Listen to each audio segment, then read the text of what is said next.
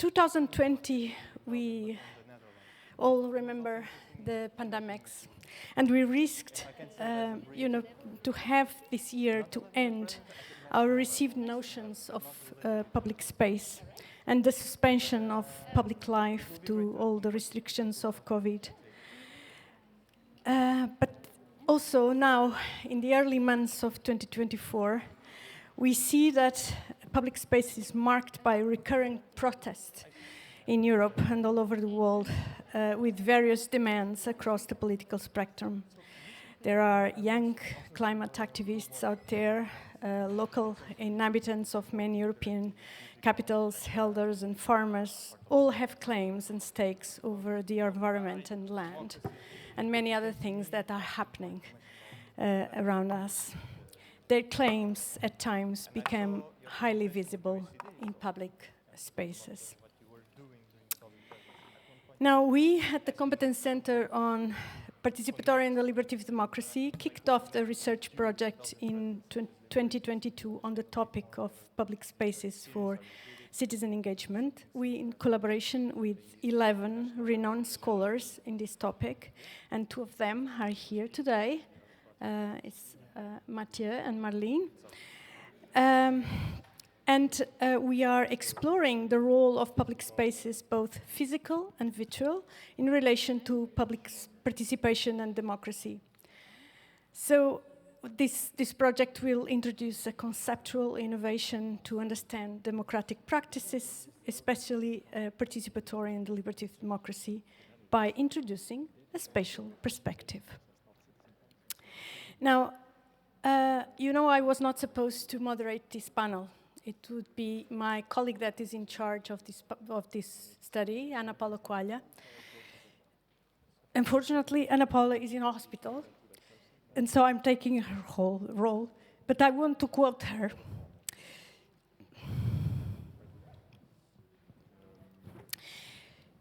She says,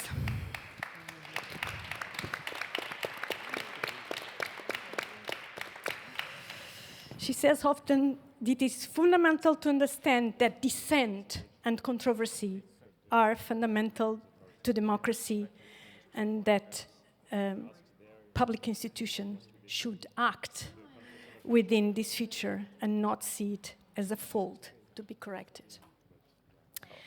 So, without further ado, I would like to introduce this fantastic panel. Mathieu Berger. He is an associate professor of sociology at the University of Louvain. His research focuses on theories of democratic public spaces and on the social aspects of urban planning. Deniz, Devrim. She leads work on the protection and promotion of civic space at the OECD, Organization for Economic Cooperation and Development. Marleen Stikker. She is the founder and the executive director of Waag Future Lab in Amsterdam, and she has been in the forefront of having a critical view of all these developments on the internet. And then, last but not least, Arya-Marie Trung has been working at the European Commission since 2011, and she is now working on the prevention of radicalization for Directorate General Home since 2021. In her current position, she is in charge of coordination of Radicalization Awareness Network. My first question goes to Mathieu. Mathieu, why do public spaces matter for democracy and social life? Okay, thank you, Ângela. In order to try to answer your question, I will focus on the issue of urban public spaces, so concrete urban public spaces and their relation to democracy. As I started to do that this morning with the participants of the tour we did in Brussels public spaces. So I think that understanding the importance of urban public spaces for democracy starts with a look at the different meanings of the term democracy. Indeed, the word democracy refers not only to a political system of government, but also to a type of society that follows the rule of law a society that is based on the recognition of individual and collective rights. Civil rights, social rights, speech rights or right to public expression, and civic rights.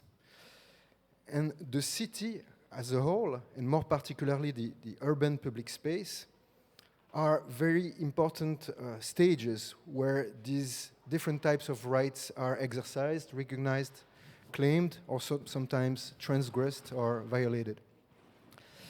And it's important to understand that the so-called right to the city is based on this combination of civil, social, expressive, and civic rights. These different types of rights to the city reveal the different democratic functions of urban public spaces and imply different qualities for these urban spaces. Firstly, urban public space is a space where everyone's civil rights are exercised in the form of basic freedom of individuals to go about their businesses, to come and go in peace without being bothered. In the city, it's a right of passage, a right of circulation that is recognized for everyone. So under this first definition, the urban public space is the stage on which the civil liberties of individuals are expressed and coordinated with each other, according to principles of tolerance and moderation. The idea, of course, that my freedom stops where the right of others begin. And this requires a certain skill on the part of city dwellers, a skill known as civility. So the primary democratic function of urban public spaces is to coordinate individual freedom and to organize the civil coexistence of free individuals in the city. Secondly, urban public space is a space where social rights are exercised. Rights that concern the material basis of human life. The right to existence, to subsistence, to shelter. In urban spaces, this means that certain special uses of space are recognized for people in need. People who are directly dependent on this space, who need it as a resource in order to subsist or to survive. This includes, for example, the tolerance of certain forms of occupation of public space, such as tents in a park or on a sidewalk for the unsheltered homeless, panhandling, people sitting in the street begging for money, or just the way people who don't have a satisfying dwelling use outdoor spaces like their garden or an extension of their living room. Thirdly, the urban public space is a space in which and about which the rights to expression is practiced. A space where the pluralism of perspectives, the divergence of views, the disagreements are practiced. As a shared space, the urban public space is the object of disagreement, disputes, and controversy. It is also that capacity to fuel controversy, to get people talking together, to get citizens and policymakers to argue about the common good, that makes the democratic function of the urban public space. And finally, urban public space is a space in which the civic and political rights of citizens are practiced, of course, notably the right of association and of assembly, the possibility for citizens to get involved, to get together, to demonstrate, protest, march, or commemorate together. So I think these are four features of both of democracy and of public spaces that should be praised. Thank you very much, Mathieu. Deniz, what can we say more? What are the conditions to exercise democracy as citizens and civil societies, and which are its boundaries and limits? Thank you, Ângela. Thanks. I'm really glad to be here and very upset that Ana Paula is not with us today. Shirin Ebadi, who was the first woman to become a judge in Iran in 1969, once said that democracy does not only thrive in the ballot box, but also in the streets, in the classroom, in the community centers where the voices of citizens are heard and are valued. In today's context of decreasing levels of trust in public institutions, which is also backed by data, by the OECD, data on trust, reminds us that this is more important today than ever. The OECD Trust Survey also indicates that voice is one significant factor in increasing this trust. So you ask about the conditions, Ângela, for people to exercise democracy. So if we think about this beyond elections, so these conditions are given when individuals can participate in public life, when organized civil society can engage with governments. It is given when people have a say in policy and decision making, when oversight of government actions is possible, and when governments then align their policies, laws, and services with the demand of this broad range of different groups and citizens, and with the societal needs. I think in that sense, the previous panel and this panel aligns really nicely, and it's really nicely linked, because here we really talk about the conditions that are necessary that make this participation possible at all. So for all this to be possible, civic freedoms, you mentioned them, need to be protected. So we are talking about freedom of expression, freedom of peaceful assembly, freedom of association. For all these to be possible, this requires active action. So it is not a static something. It needs continuous and active engagement by governments, and it also requires monitoring of the implementation of these rights. The OECD work on civic space focuses analysis on these legal, policy, institutional, and practical conditions that are necessary for non-state actors to access information, to gather, to associate, and to express themselves.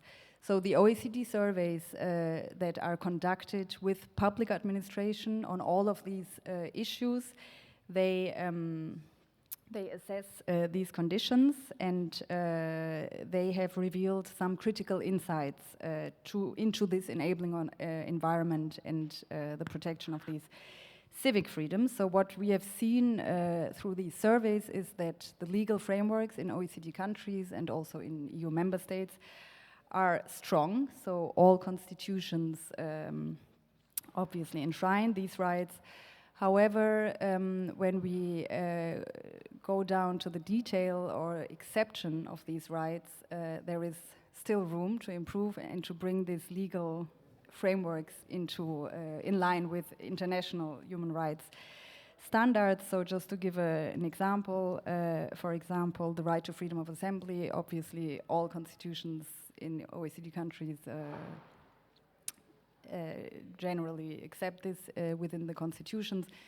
But then, based on our data, only 60% of EU member states, for example, have dedicated assembly laws. So what does it actually mean to have a dedicated assembly law versus a scattered legal framework, maybe also more from a security lens, where lots of things are dealt with in penal codes? So having a dedicated assembly law obviously means legal certainty for all involved, so for participants, protest organizers, security forces, so everyone knows what are the duties, what are the rights. So this is just one example. Maybe another example would be about where it is actually allowed to conduct or to organize protests. According to international standards, there shouldn't be blanket restrictions on where assemblies are allowed. It should be always decided on a case-by-case basis. So in this case, there is a security risk instead of a blanket restrictions. Also here, I mean, it's not dramatic, obviously, in the EU, but there are countries where there are designated parameters where protests are not possible. Another example that comes to mind are spontaneous assemblies. This again, based on international standards, it is a right to also have spontaneous protests. Also, these are not allowed in all jurisdictions. You also ask about the limits, Ângela, so maybe briefly about this. So based on international guidance, there are scenarios where limits are permissible. So one of these are officially proclaimed public emergencies, which threaten the life of the nation. So there might be measures strictly required by the exigencies of such a situation, and they may be taken, but according to international guidance, again, these should be temporary, there should be sunset clauses, they should be time bound and subject to review also by a legislator. And other scenarios where restrictions are allowed are when there is an issue of national security, public order, public safety, public health or morals, or for respect of the rights or reputations of others. It was interesting to listen to what you said about the people's rights to use the city. Of course, then these rights sometimes come into tension, because one right is to protest, another right is the right of citizens to cross the street. So obviously this is then the interpretation of these concepts ultimately is up to courts then to decide, and very often there are, of course, these tensions, and finding the right balance is a very complex task. So I will stop here, sorry. These conditions and boundaries, I think, underscore the multifaceted nature of democracy and civic freedoms. Very clear. Thank you so much, Deniz. So when we talk about public spaces, sometimes we only talk about the physical spaces, no? The material things, no? And so, but we have been subject to emerging public spaces that are developing digitally.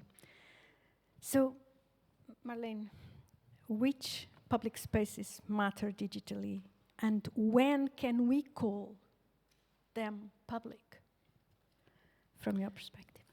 Yes, we actually we are in a very interesting moment, because when we discuss the physical spaces and the rights to assemble and all that kind of rights, it's very much under threat because of technology, because of all kind of cameras, facial recognition, biometric informations being. So we know, I mean, we sometimes say, well, we don't want to be the Chinese version, you know, so we're afraid of people being followed over the street and being identified and being prosecuted just being at a certain place at a certain moment. So public space as we know it is not the public space anymore. And I think that dimension we should take into account. So both we have to deal with the questions themselves, as you already addressed them, and then we have the problem of technology that intervenes. And in the current lawmaking, for example, the AI Act, there are luckily some limits in what now have been defined what can be done with AI. But if it's about, well, like the darker part of we have to fight the bad guys, there's still a lot of things possible. And then a lot of the things that we now just discussed, that people have the rights to assemble or be at certain places because of their choice, can be still a problem. So this is how technology and the digital is at the moment interfering with the physical public spaces, physical public spaces. But then many of us, all our apps on our phones and devices, where we have our, well, like in the digital sphere, we have our discussions, our social media applications are all private spaces. There are no real public spaces online. We are all we're all doing our discussions, Facebook, Instagram, TikTok, X, you name them. They're all on the platforms of big tech or Chinese state-operated companies. And we also know at the moment that these platforms are shareholder-driven, so they are optimized to for shareholder value, which means that many of the mechanisms in this public space, the social media platforms where we have our public debates and interactions and social interactions are actually manipulated. Dark patterns, addictive design, many of those things. And if we talk about can we still have a real discussion, or what do we do with polarization, it's clearly not just the money that drives this kind of dark patterns and underlying principles of our social media platforms. It's also more and more political strategies, disinformation. If we talk about the current situation with war, it's clearly, it has been that there are very strategically trying to set up us for hate. So that we have this sort of extreme way of communicating online with each other. It's not just because we cannot do it, it's because we are being manipulated into it.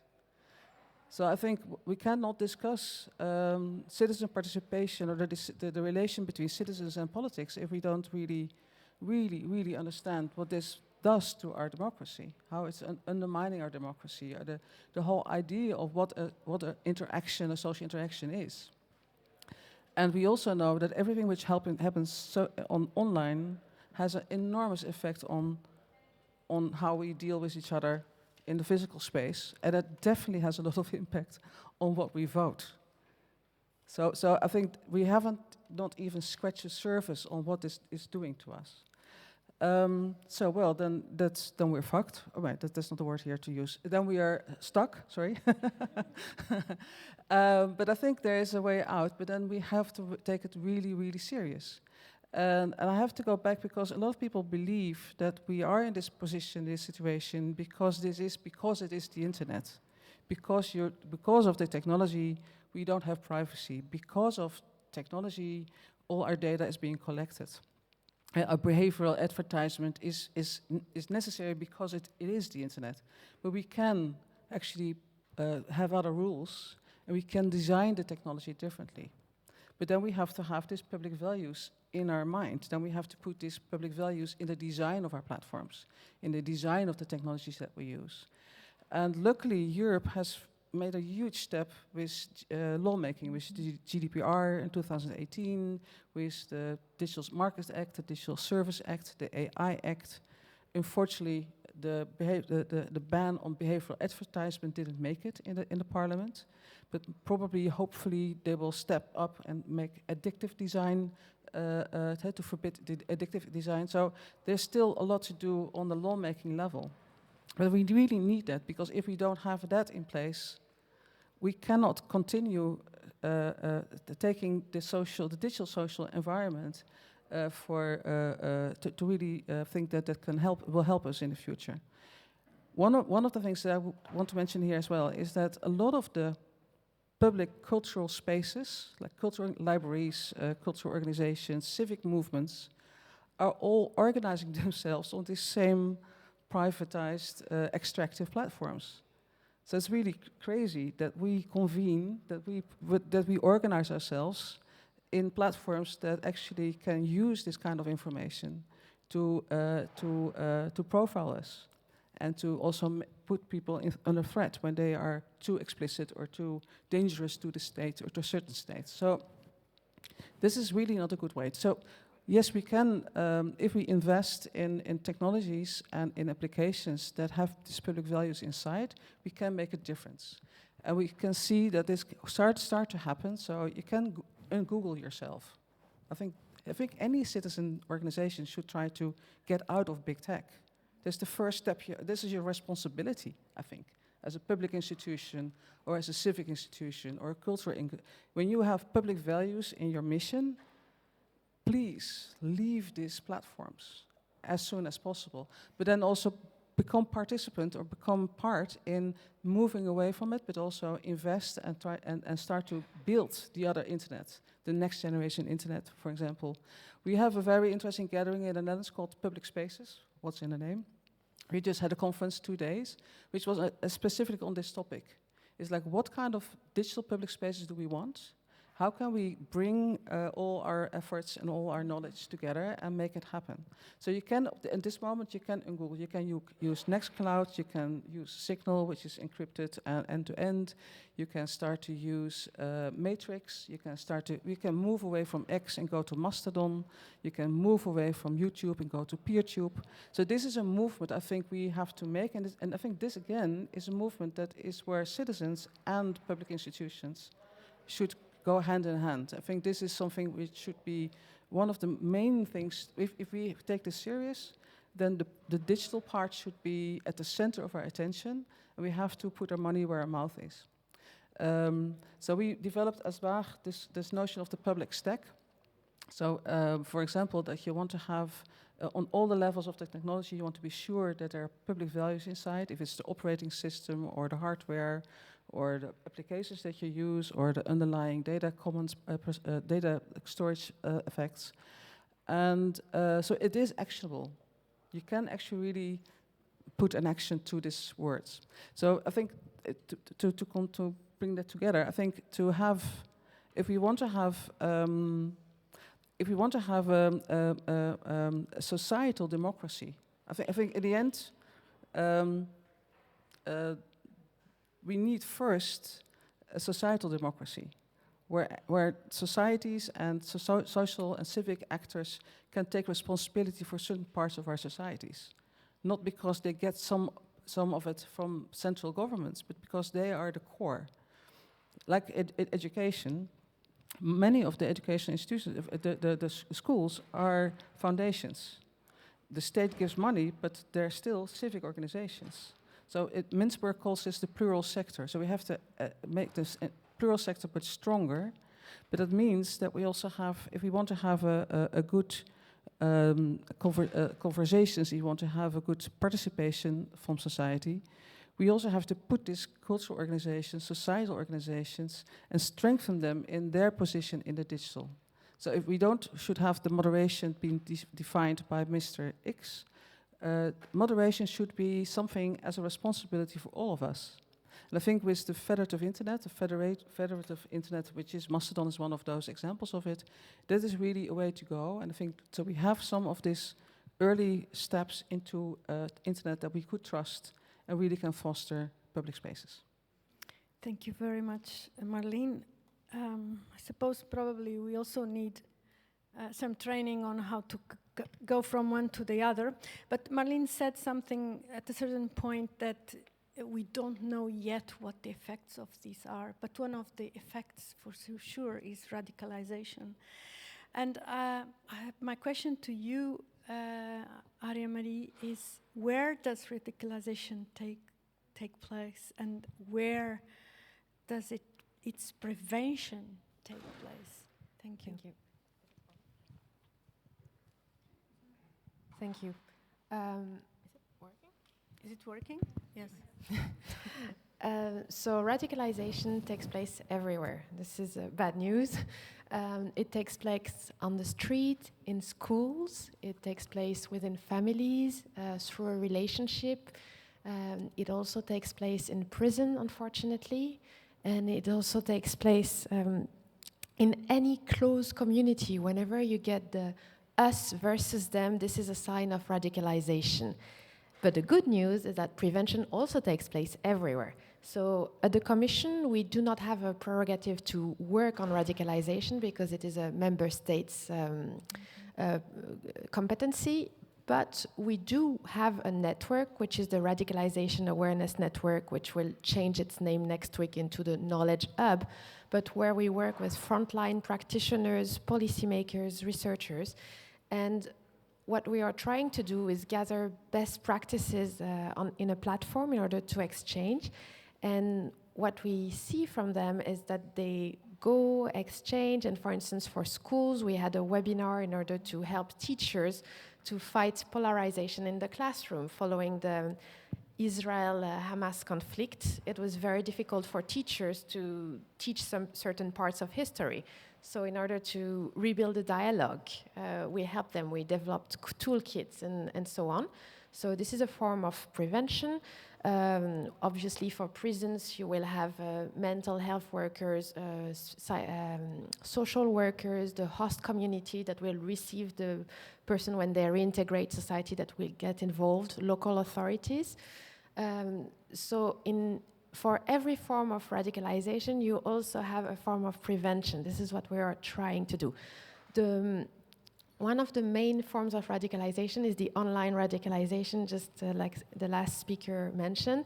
And there we have the only proper tool that we have at the European level is the terrorist content online regulation, which withdraws immediately, or as soon as possible, terrorist content, videos when there is a terrorist attack and so on, in order to avoid to have it viral, but also speech that is inciting to violence.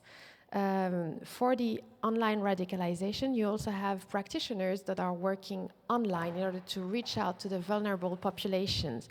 For instance, we have the web walkers in France or in Sweden, which are practitioners which are going into those communities on online game platforms or those websites that are known to have extremist views and engaging with the people in order to bring them back into society. Because when do you tend to get the people who are the most vulnerable to radicalization are the people who are socially excluded, who feel alienated from society.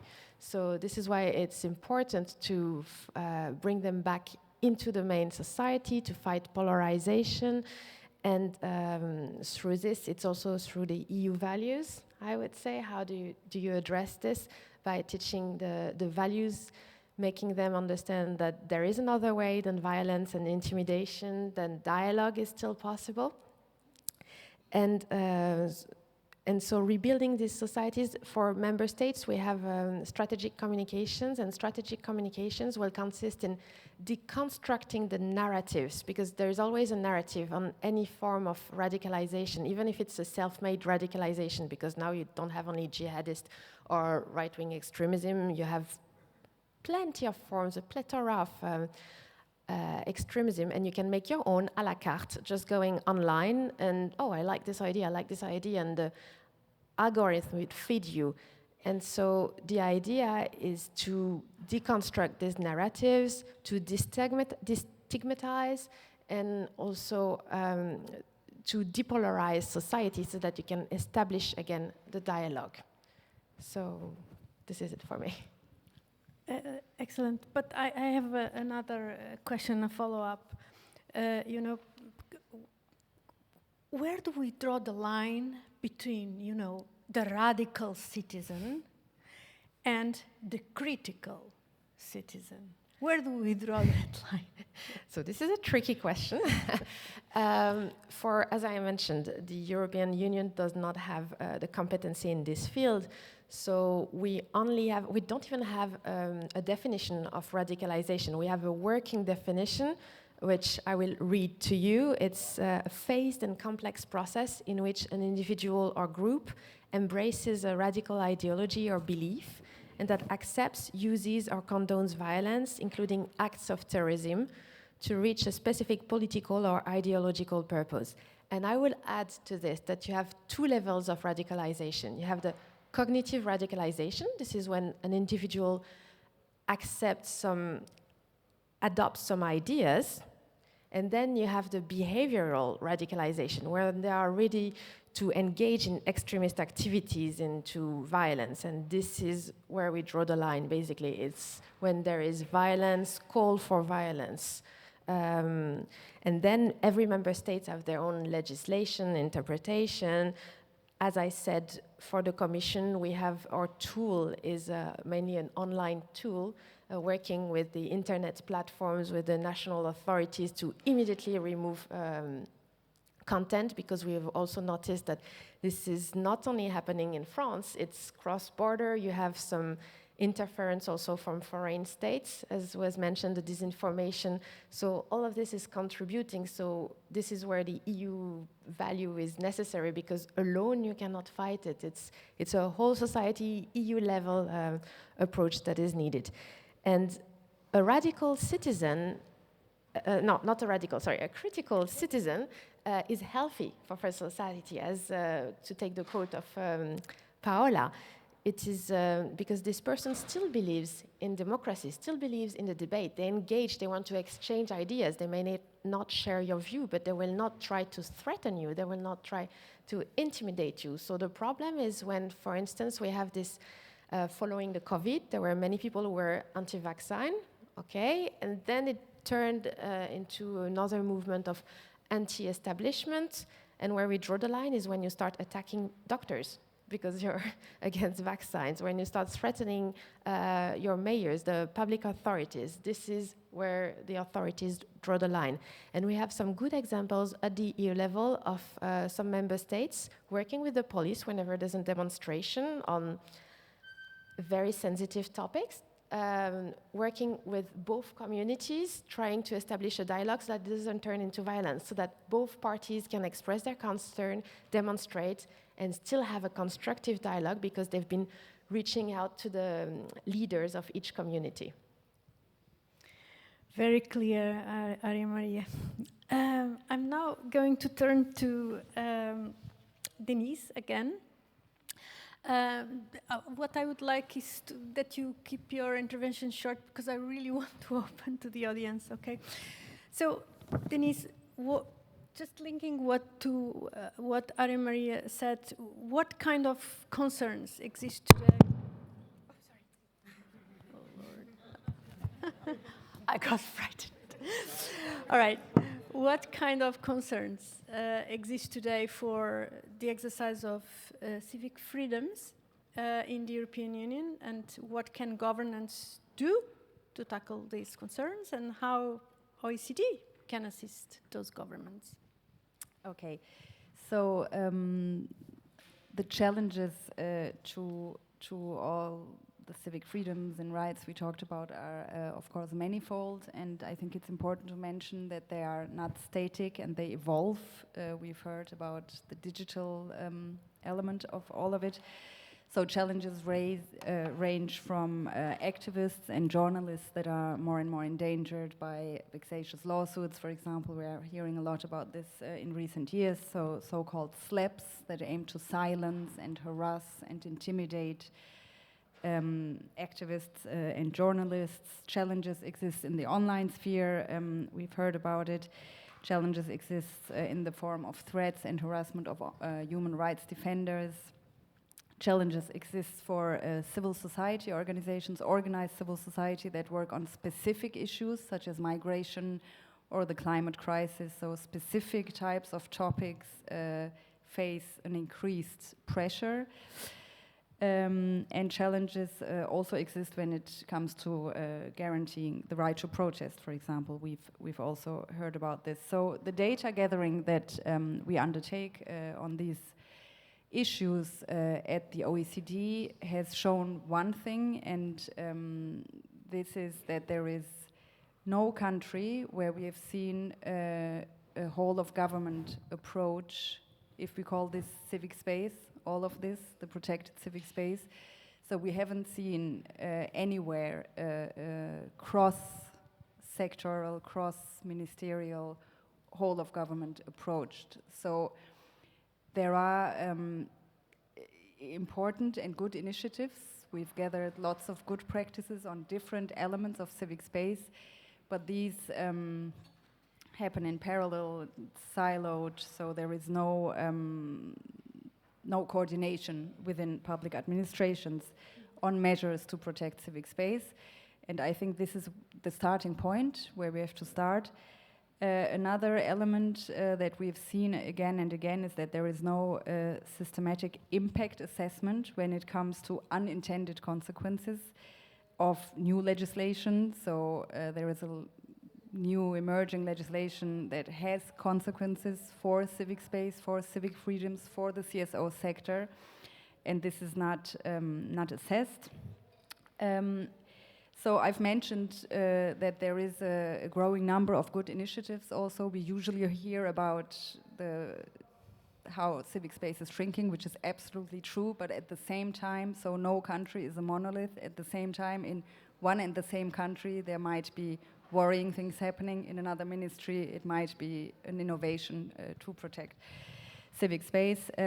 So there is also a growing recognition. So the OECD countries, for instance, have started to recognize that democracy is under pressure. In 2021, there has been a ministerial declaration of all OECD countries to reinforce democracy, the OECD Reinforcing Democracy Initiative. So as countries often lack this comprehensive and strategic approach, I think that first thing that countries can do is first of all to recognize this situation, and then to make it one policy priority in their country.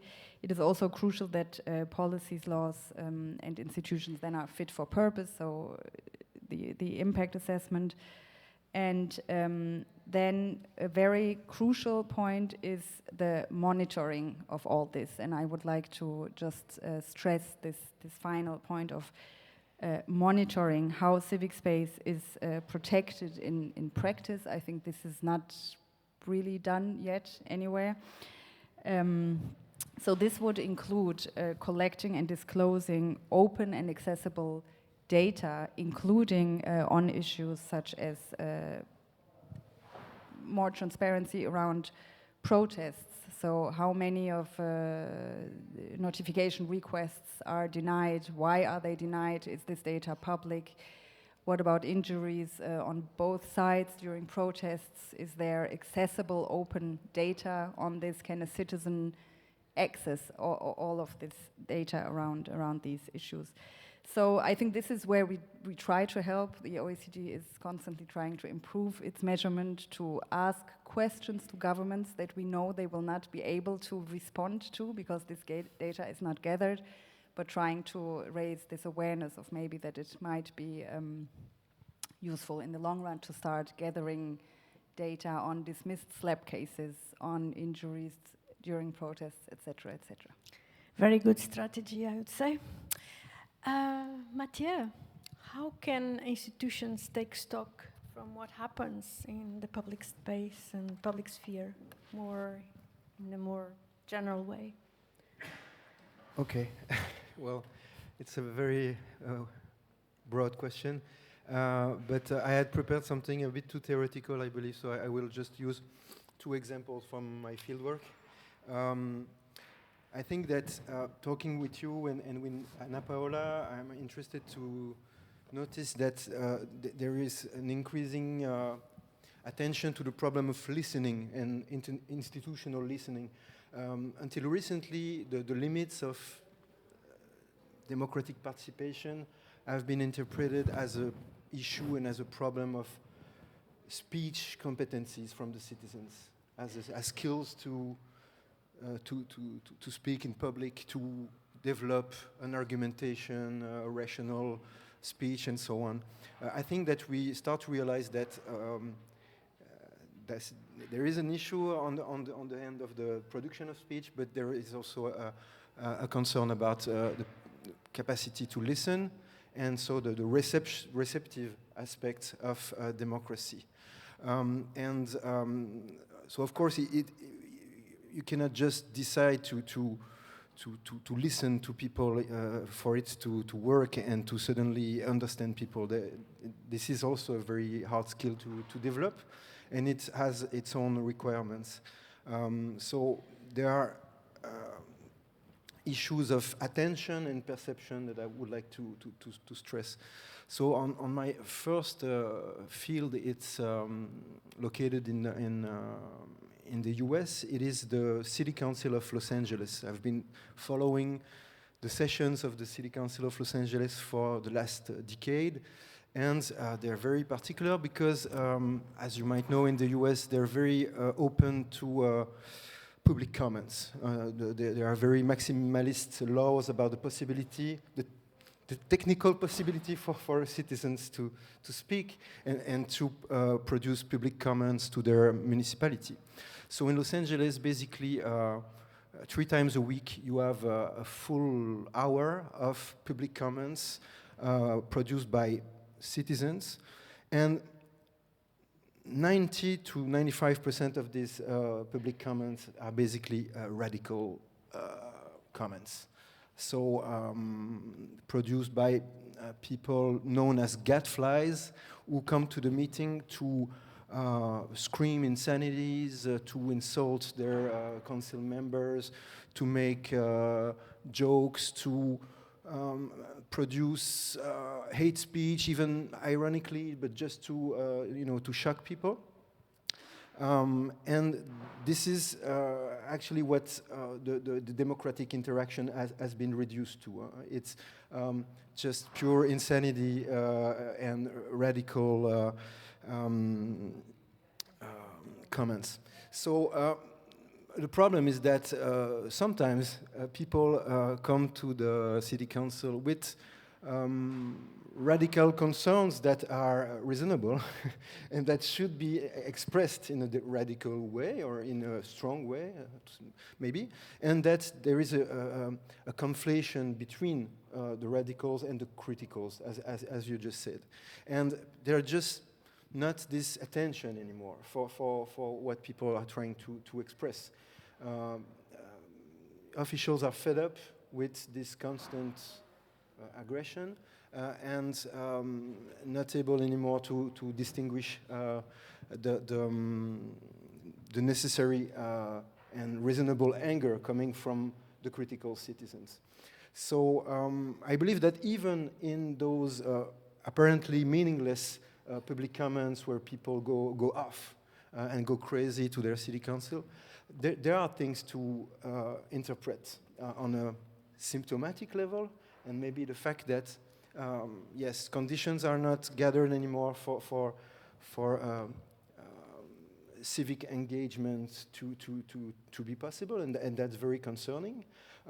We have to, maybe I have to mention that a good part of the people going to the City Council of Los Angeles are people who are directly in the neighborhood of the City Council, which is, for people who might know this kind of large US cities downtown, it's Skid Row, it's basically the homeless neighborhood. So you have this city hall right in the middle of a homeless neighborhood, and then you get the civic interaction that you deserve, which is homeless people coming to the City Council to have a good time, shouting out their councilmen. But never these screams, this strident expression has been constituted as a problem, as something that maybe we should do something about. It's only considered as disorder and as a growing trouble and something that they cannot take anymore. So that's one aspect. The attention or selective attention to the citizen expression is something maybe difficult to do, but necessary. The other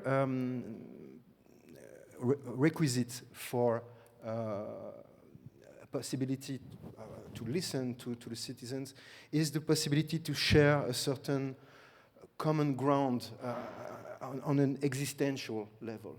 When you listen to people in spaces like this, I would say the interaction remains strictly symbolic, vague, and misunderstanding is the rule. When you share people's conditions of experience, and when you share conditions of perceptions of concrete environments, spaces in the cities, problems with the material, tangible dimension, you put the basis for something like the possibility of intercomprehension. Just a quick example about that is what happened in Brussels downtown area when one of the park of downtown Brussels was occupied by the migrants back to 2015. So you had the whole encampment of migrants and refugees right in front of the tower that hosted the foreign service office. And at the top of this building, you had a think tank of urban professionals who were busy to think the new strategies for the redevelopment of Brussels North neighborhood, and they were considering the city, including these aspects of solidarity to migrants and what to do with poverty and so on. They would apprehend all these questions from the top floor of this building, and the encampment was right, next door, literally. So they discovered that when they moved at the ground floor level, they had a better situation and perspective to start something like an interaction with this reality of the migrants that they couldn't grasp from their penthouse perspective. So just very short and basic example, but to be able to position yourself in perceptive conditions that starts to create a certain common ground with people is also a concrete requisite to start something like a communication and understanding. Thank you very much. We are really very short of time, so I have a last question for you, Marleen, but I really hope you can make it in 1 minute or two. And it is, what kind of tech citizenship for what kind of democracy? You already gave some hints, but yeah. Well, I think mostly we say people have to be technology savvy, so we learn them how to code, which is really, I think that would not be, and then there will be human capital for them, so that's a little like the language that we speak. I think we should, people are not capital. I hope we can sort of avoid this term human capital. I think it's a really strange way to see people as capital, which is one of the problems that I think understanding the digital sphere, we have to also understand economics and the way capital flows through our world. So you can say, well, use this application. I'm going to learn how to use the app, or I'm going to use how to log in, or to. Most of the technical skills are basically that, but I think you have to look underneath the surface, understand the black box, which is actually a deeper understanding how technology is, what technology is, how it's being designed, that technology is not neutral, that there are values inside of technology we can recognize the economic principles behind technology at the moment that you learn how to see it. So I think our technology skills should be much deeper, and it doesn't mean that everybody has to learn to code, but I think it's good that people understand what code is. So if this, then that, if, then. So this kind of principles. So it's much more computational thinking, understanding how your behavior is being designed, what dopamine means when you have an infinite scroll, why you're keeping on scrolling, why you are responding to all the bits and buts and the buzzes. I think that part, we have to understand our own neurological beings and how we are intertwined with the digital.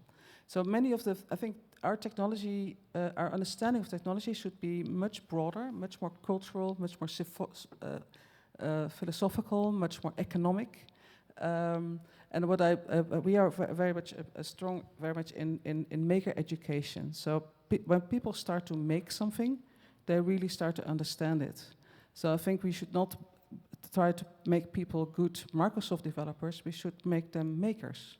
So to wire something and to work with the stuff. And that should be an experience when you're very young, starting very young.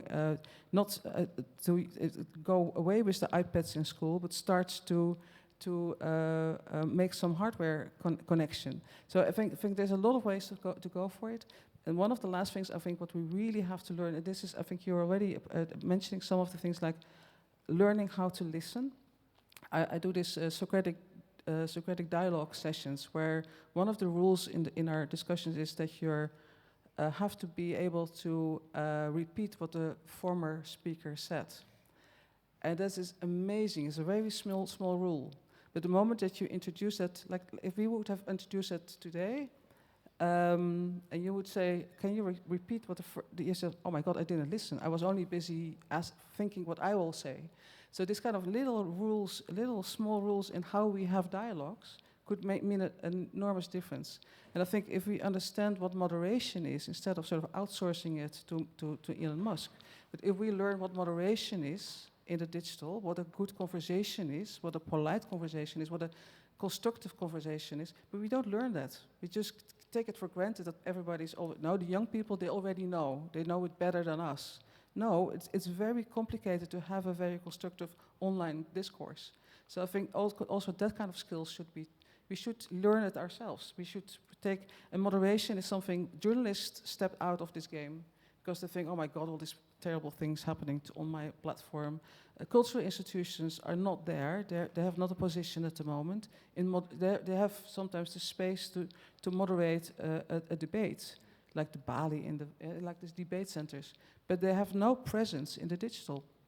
So I think it is very important that civic organizations and cultural organizations start to professionalize themselves and also being put in a position that they can take up this kind of responsibilities. Because this is not what they're supposed to be, because we all outsource it. We have to insource it. This is our dialogue, our conversation, and it's difficult. I think some of the things that you just talked about, how to respond to certain types of narratives, how to understand certain narratives. Because sometimes I feel that we're dealing with body snatchers. So people are body snatched. They suddenly talk very strange. They make very strange conclusions. They have information that they sort of start to make their. So it's very. I'm not sure if you have the same experience, but I feel that we have to sort of rethink how we talk to each other and how we listen to each other. So these are some social skills that we have to learn. But I think if we don't also understand it in the digital sphere, then we cannot really repair what we are at the moment. Thank you very, very much for all. We are past already the hour, but I would still, as a moderator, would like to have a question from you. No comments, just one question from the audience to the panelists, and then I promise you will have your coffee break. Is there any question?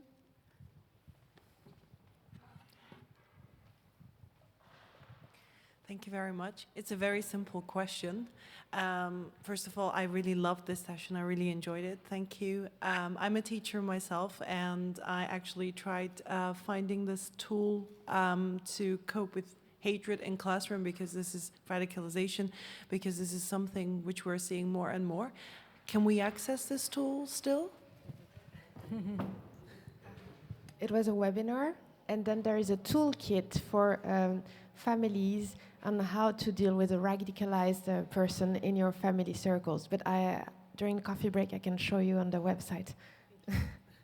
Well, I want to thank so much. It's very difficult to summarize everything. We have heard about monitoring. We have heard about better design of public spaces, less towers, and really people coming down to listen to others, to their co-citizens. We need a different way of using social media, and institutions should not shy away from actually being part of this. And we need to address it with policies and toolkits and best practices and so on, all what is going on. So I really want to thank you for all your contributions, and I want a round of applause for our fantastic panelists.